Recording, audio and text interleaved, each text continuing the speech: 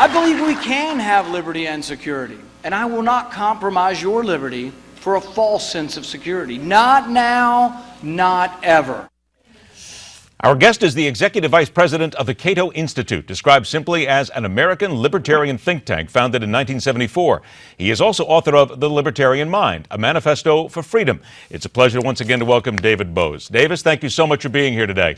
Thank you very much. All right, Davis, Rand Paul says he is running for president today, so let's get right down to it. Are you then thrilled to see a libertarian, somebody who espouses your views, out there saying that I want to be president?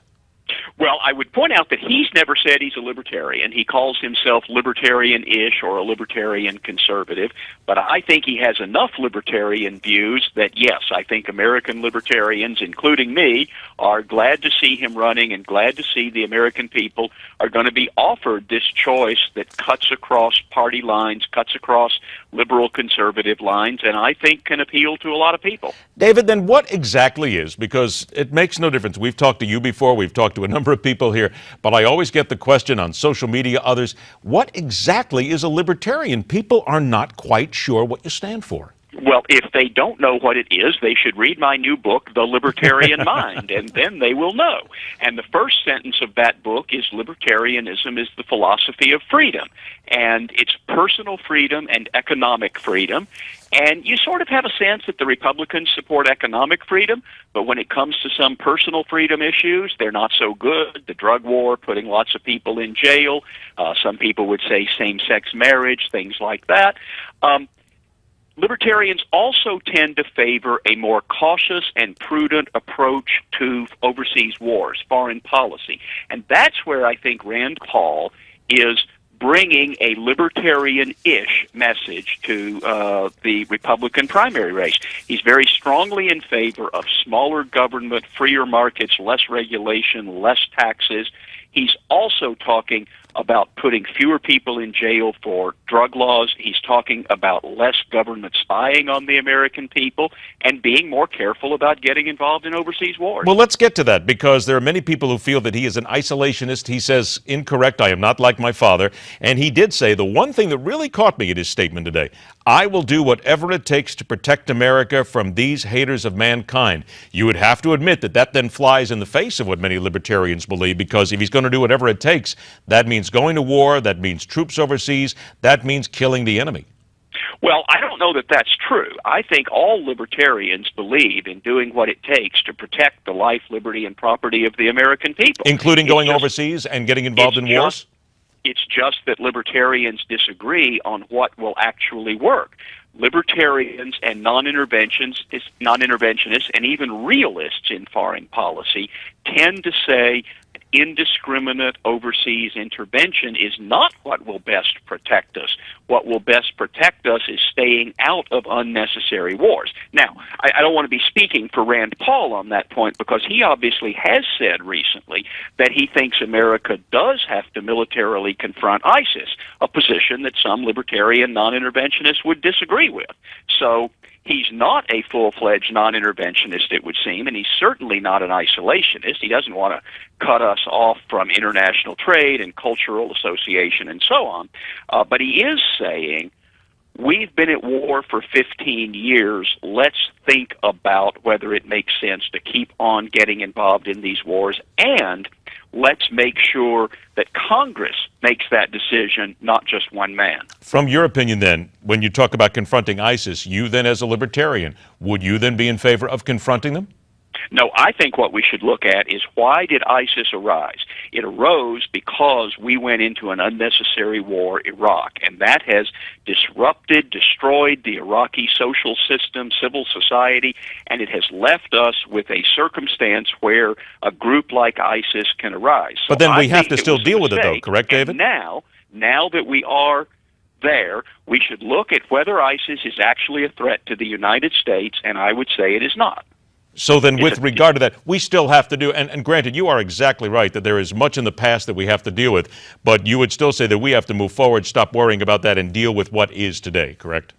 Yes, that's right. We should deal with what is, and what is a terrible, brutal organization in Iraq and Syria that is unfortunately a threat to people in Iraq and Syria, but not to the United States, and that leaves us not necessary to get involved in that war. However, Rand Paul apparently disagrees with me on that issue. All right, well, I do want to talk to you a little bit more about Rand Paul, his presidency, and also many other things. David, please stand by just a few moments.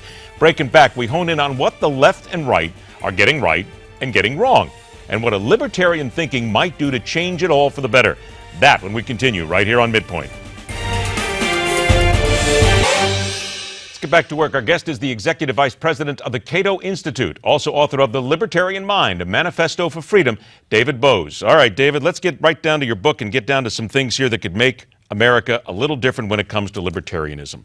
What is it, in your opinion, that the left and the right are not doing that libertarianism could properly teach them how to do it better? Well, I think in a whole lot of ways, both the left and the right have built up the size, scope, and power of the federal government in Washington, and libertarians would urge that we reduce it. We would like to reduce taxes, reduce government spending, reduce the national debt. We'd like to get the government out of health care. We'd also like to get the government out of mass spying on Americans. We should spy on terrorists and the people the terrorists are talking to. But as Rand Paul says, that doesn't mean we need to spy on every smartphone in America. So in all of those areas, and another example would be the drug war. We're putting too many people in jail for nonviolent crimes that don't hurt other people. People should not be put in jail for drinking a large Coke or smoking a joint. Okay, now I'm going to take what you just said here and I'm going to play devil's advocate on all this. You said reduce taxes. Okay, reduce taxes. Everybody's in favor of that. But once you reduce the taxes, how do you then pay for the new roads, the new bridges, the infrastructure, the things that taxes normally pay for? Well, I'll tell you what. The federal government and the state governments together are spending, I think, about $6 trillion a year. I believe we could cover the roads and the bridges with that. Before we get to talking about who pays for the roads and bridges, let's get rid of the corporate welfare. Let's get rid of government-funded health care and put that back in the hands of people.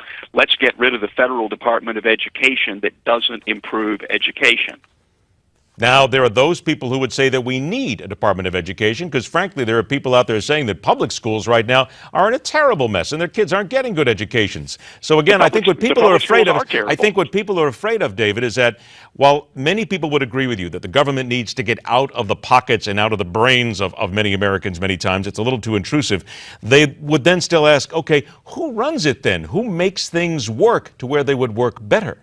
Well, when we talk about schools, come on, we had schools in this country for more than 100 years before there was any federal involvement. So I'd like to return schooling to the states, return it from the states to the local level, and ideally, let's have school choice and let people choose what schools their children will attend. Why are radio shows and television shows better than they used to be? Because there's competition. Why are cars better than they used to be? Because there's competition. Why are schools not better than they used to be? Because essentially there's no competition. It's a centralized monopoly. When you talked about reduced spending there, the thing, and also in one of your answers, what caught me is corrupt spending. Might it be better to say that, yes, reduce spending, but in Washington, D.C., there's far too much waste, there's far too much corrupt spending, and if we took care of that, that would then leave a lot of money that would be available to cover what we really need. There's a lot of waste and corruption, but the fact is that that's kind of inherent to the way government works. The Washington Post runs stories all the time about the military base that the Pentagon doesn't even want, about a NASA tower that NASA has decided it doesn't need, but they keep on building it because the local community wants the jobs. We could get rid of those things, but the big money in the federal budget is Social Security, Medicare, Medicaid, national defense, well, I shouldn't say defense, military. We spend a lot of money on the military, some of which defends the United States, and some of which allows us to either subsidize military industrial companies or send troops overseas to unnecessary wars. So there's a sense that it would be great to cut the fat, but if we actually want to reduce taxes, we're going to have to cut the lean. We're going to have to face the fact that there are things like local schools and local health care that the federal government doesn't need to be in. And let me just be clear that I'm speaking for myself here, not for Rand Paul. He hasn't called for these cuts. No, that's okay. We understand that. I got about a minute left here, so let's get down to the core here. With Rand Paul then espousing some libertarian values here, and it gaining some traction, quite frankly, around the country, are we reaching a time where we are going to see the two-party system in this country, the major two parties, have to bow down a little bit because more Americans will feel that libertarian is the way to go, in your opinion?